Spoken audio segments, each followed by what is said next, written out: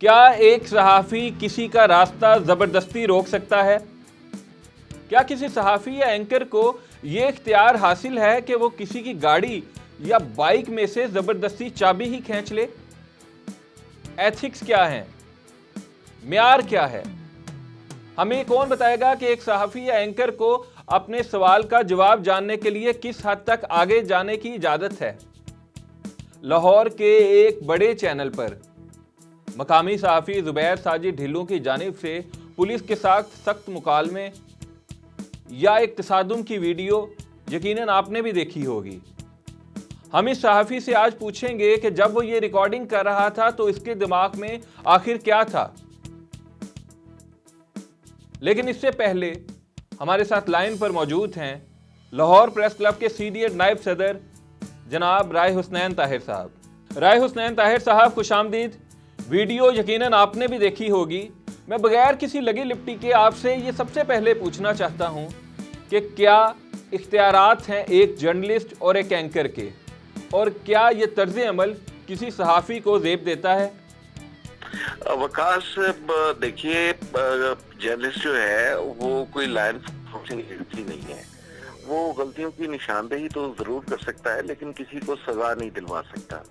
जैसे उस वीडियो के अंदर मैंने कुछ पॉइंट्स देखे हैं कि वो रास्ता रोक के खड़ा हो गया, कभी चाबी निकाल ली, कभी कहा कि कौम से माफी मांगे।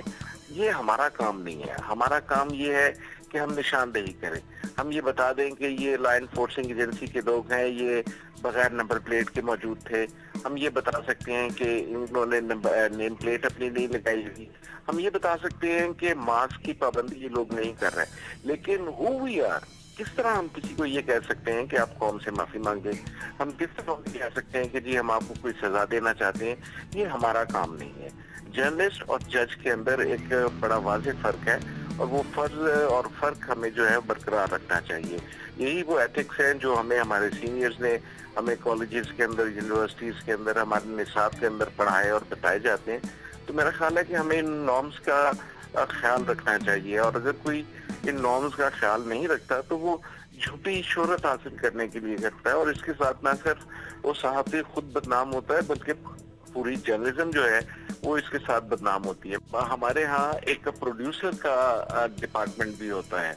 ये काम प्रोड्यूसर का भी होता है कि प्रोड्यूसर समझाए कि आपकी लिमिट्स क्या हैं, आपकी लाइन एंड लेंथ क्या है, आप क्या प्रोग्राम करने निकले हैं। तो ये तमाम तर वो चीजें हैं जो हमें पढ़ाई जाती हैं, लेकिन बदकिस्मती से हम इस पर अमल नहीं करते। जी राय साहब, हमारे साथ लाइन पर रहिएगा। हमें ज्वाइन किया है जनाब ज़ुबैर साजिद ढिल्लों साहब ने। ढिल्लों साहब, बहुत चर्चा है सोशल मीडिया पर आपके प्रोग्राम का। क्या हुआ था उस वक्त प्रोग्राम के दौरान जो आप इस कदर जज्बाती हो गए? किस तरह ये सारा मामला हुआ?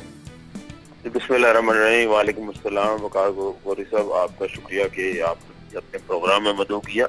देखिए, सोशल मीडिया पे तूफान बर्पा किया हुआ है चंद दिनों से, जिस दिन से मेरा प्रोग्राम ऑनर हुआ है। पहले तो इस मामले को आवाम को ये समझाना पड़ेगा कि एक्चुअली ये सूरत हाल है क्या। मैं आपको सूरत हाल से आगाह कर देता हूँ। एक्चुअल सूरत हाल ये थी कि पंजाब हुकूमत ने लाहौर के मुख्तलिफ इलाकों में लॉकडाउन, स्मार्ट लॉकडाउन लगाया हुआ है, और तकरीबन 15 के करीब इलाके हैं जिसमें गुलशन रावी का इलाका भी आता है। हम लोग अपने शो रिकॉर्ड करने के गुलशन रावी के इलाके में, और वहाँ पे हमने देखा कि वहाँ पुलिस एहलकार जो हैं वो मोटरसाइकिल से उतरे हैं और एक मेडिकल स्टोर की तरफ बढ़ रहे हैं। तो हमने उनसे बात करने की कोशिश की कि इन्होंने मास्क भी नहीं पहना हुआ है, इनकी मोटरसाइकिल पे नंबर प्लेट भी नहीं है, तो स्मार्ट लॉकडाउन भी लगा हुआ है। तो हमने पहले उनसे पूछा कि आपकी इलाके में ड्यूटी है? तो उन्होंने जवाब दिया, जी हमारी इलाके में ड्यूटी है, हम ड्यूटी पर है। मैंने उन्हें कहा, इस इलाके का नाम क्या है? तो वो कहते, जी उसका नहीं इल्म। फिर इंटरेस्टिंग बात ये थी कि उनके यूनिफॉर्म के ऊपर जो नेम प्लेट होती है, कोई भी हमारे सिक्योरिटी इदारे हैं, यूनिफॉर्म के ऊपर नाम लिखा होता है, नाम मौजूद नहीं था।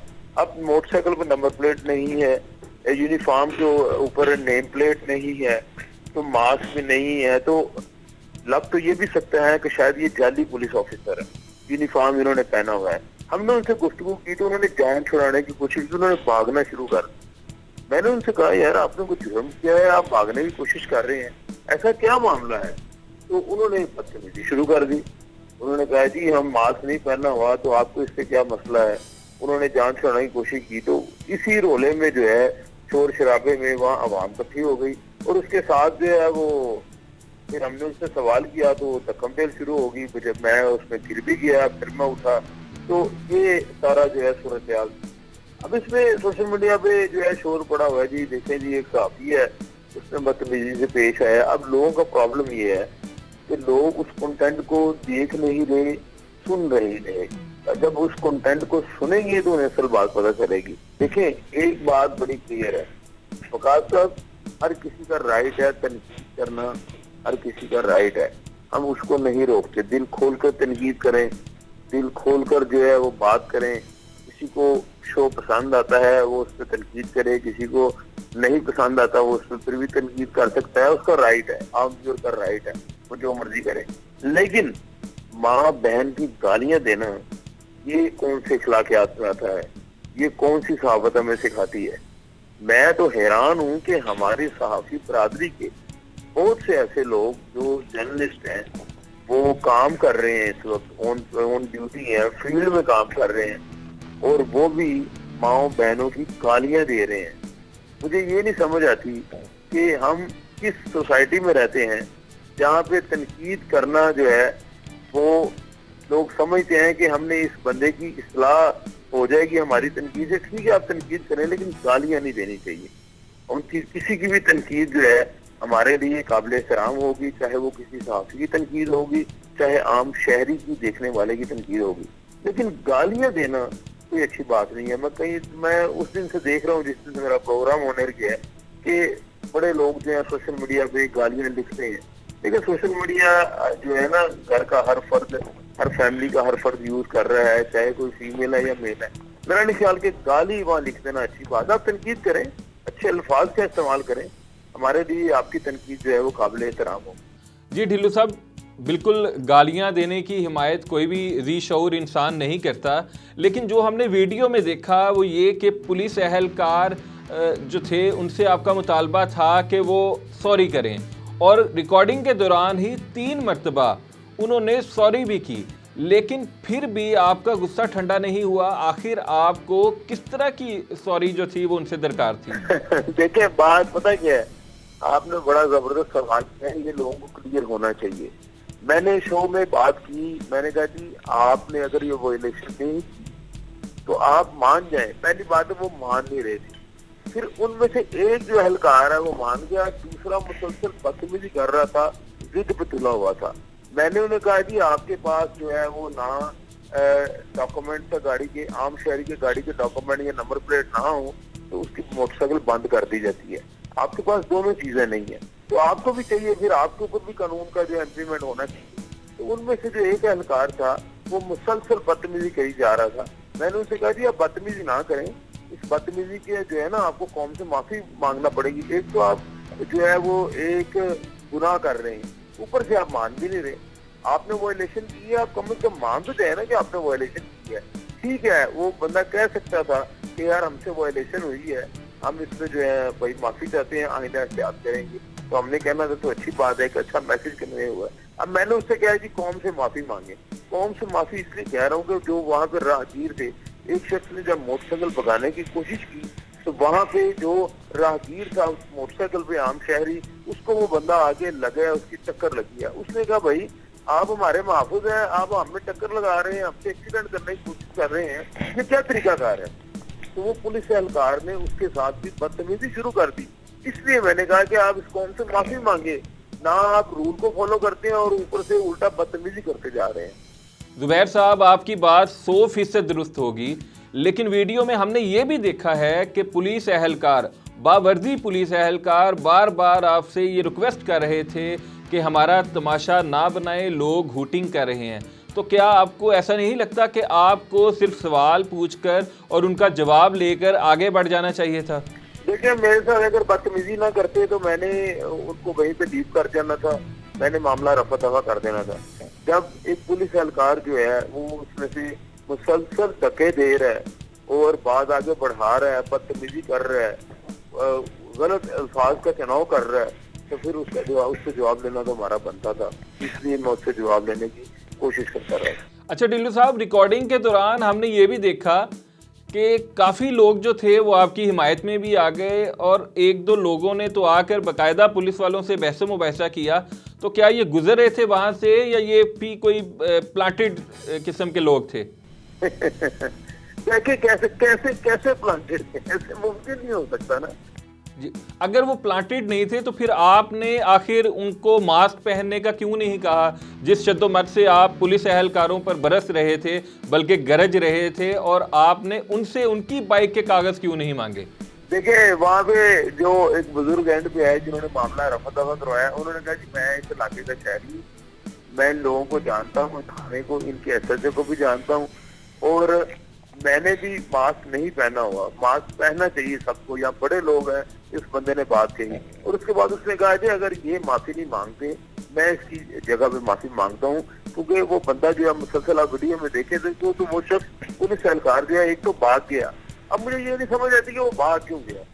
जी जुबैर साहब, आखिरी आपसे मेरा ये सवाल है कि आपने उन पुलिस वालों से भी माफ़ी मंगवाई, जो बारिश शख्स जो थे जो वहाँ से गुजर रहे थे उन्होंने भी माजरत कर ली कि मैं इस इलाके का रिहायशी हूँ, मैं माजरत करता हूँ, लेकिन क्या आप अपने तर्ज अमल पर या किसी भी बात पर माजरत खां हैं? जी देखिए, अगर किसी भी व्यूअर को, चाहे वो जर्नलिस्ट है, उसका ताल्लुक किसी भी प्रोफेशन से है, जिसने हमारा शो देखा, वो कोई भी जो है इंसान है, किसी भी प्रोफेशन से ताल्लुक रखता है, हम उससे माजरत खां हैं।